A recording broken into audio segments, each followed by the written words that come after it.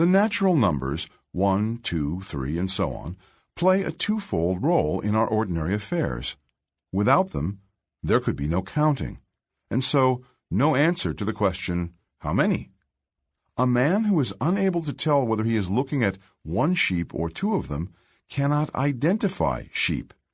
He is left staring at so much wool on the hoof.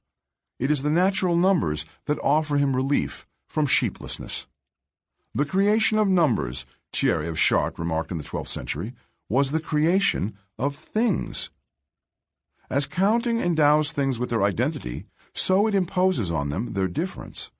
3 sheep make for 3 things. The natural numbers are the expression in nature of division and distinctness.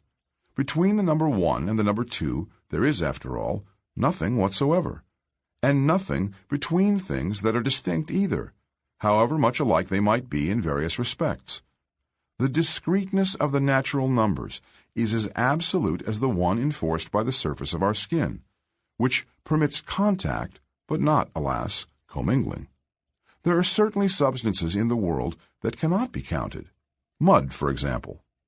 The word mud seems indifferently to designate mud wherever it is and however it may be found. But so strong is the intellectual impulse to subordinate experience to counting that ordinary English provides the tools by which even mud can be made numerate.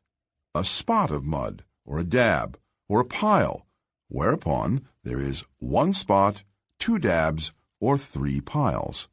The same 1, 2, and 3 used in counting sheep are also used in sorting them.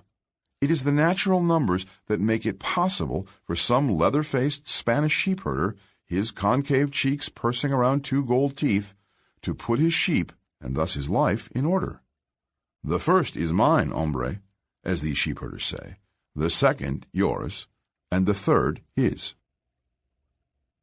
A scribal art. The Sumerians drilled their children in AEM more than 5,000 years ago, when the desert sun was new and nothing was yet old. Sumerian children were taught the basics.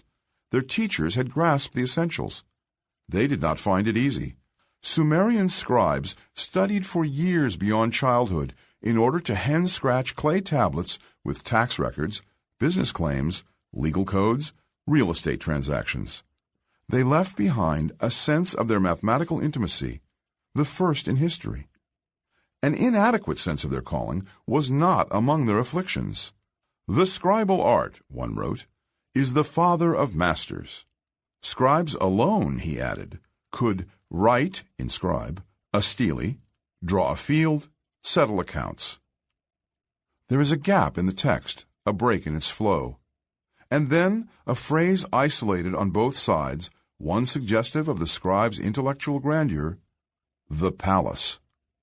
At the end of the 3rd millennium BC, the Sumerian Empire ran streaming into the desert sands, defeated at last by time.